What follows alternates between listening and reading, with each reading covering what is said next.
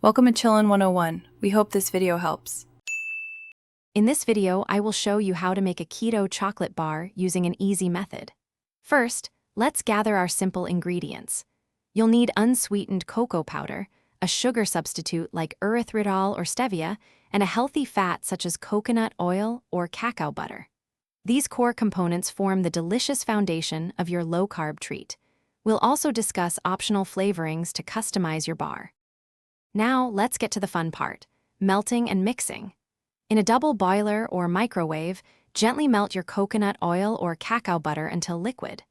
Once melted, remove it from the heat and gradually whisk in your unsweetened cocoa powder and keto sweetener. Stir continuously until the mixture is completely smooth and free of any lumps, creating a rich, glossy chocolate base. With your smooth chocolate base ready, it's time to add some personality. Stir in a half teaspoon of vanilla extract for classic flavor, or a pinch of sea salt to enhance the richness.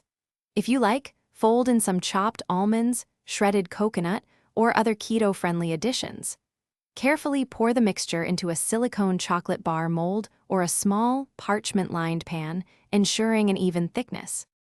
The final step is the easiest, chilling and enjoying your creation. Place your mold or pan in the refrigerator for at least 1 hour or until the chocolate is completely firm. Once set, gently pop the bar out of its mold. You can break it into individual squares or enjoy it as a whole bar. Store any leftovers in an airtight container in the fridge for a delightful low-carb treat anytime. Thanks for watching.